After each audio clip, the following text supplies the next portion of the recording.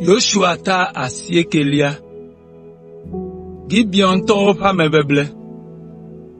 Alesi Israelvio du duko di lavado to mena fiadeo. Fiasia fe duko wenye. Esi ono Yordan to sisila fe turufe.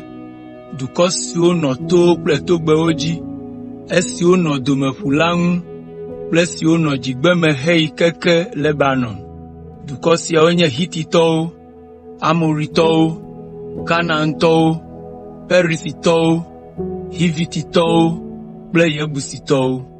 Duko si fe avako, wodeka, en make hena vao ple Yoshua ple Israelvio, ke Gibeon to, amesi onye Hivitito, la, senusi Yoshua wo Yeriko ple Ai.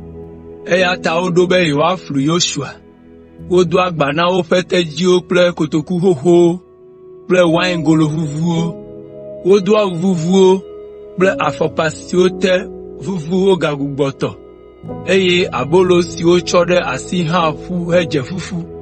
Esi ovado Israelvio fasara mele Gilgala. Oglo na Yoshua ple Israelvio be. Mie cho tefe didiade. Mie dibe mia onti fafaklimi.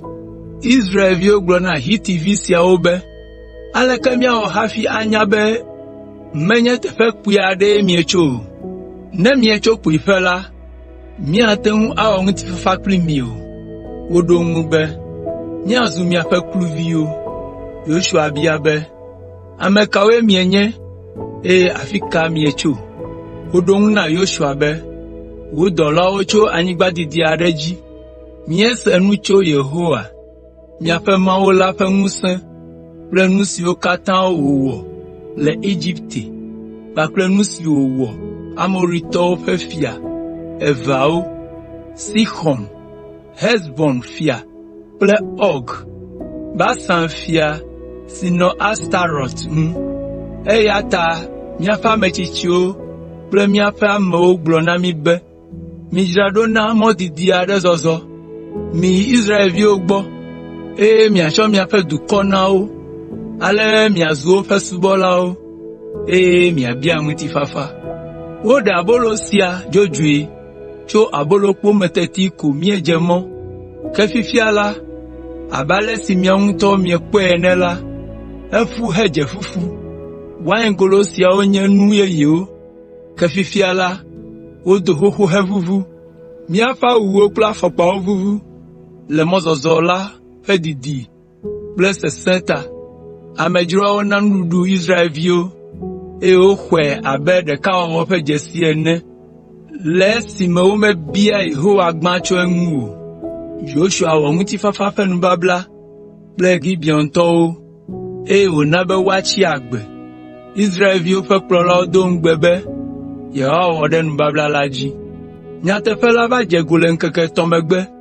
Be Gibeon to fe no fe tede Israelvio ngu popli. Israelvio fa vako jemonu make.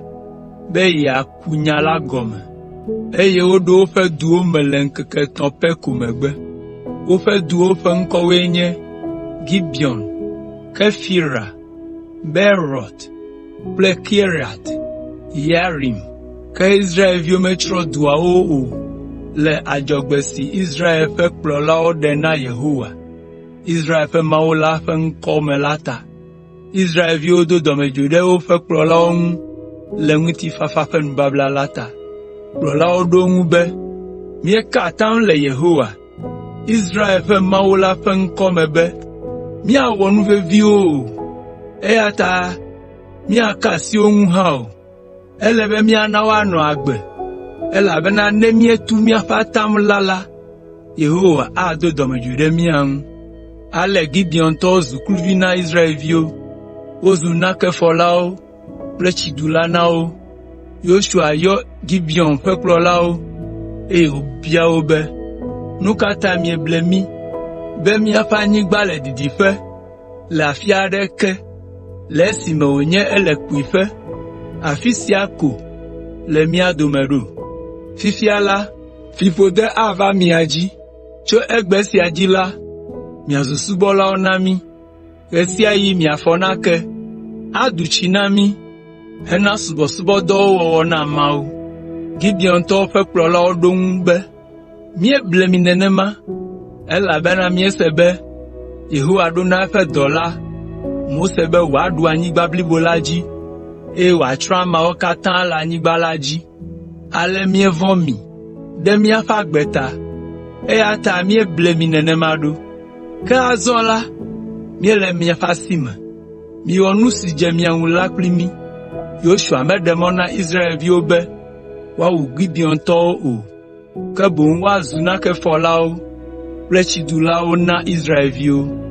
Woawoe aɖu tsi na Yehowa ƒe subɔsubɔdɔwɔwɔ le afi sia afi si woawɔ subɔsubɔdɔ le ko. Ɖoɖo sia gale edzi kokoko va se ɖe egbe.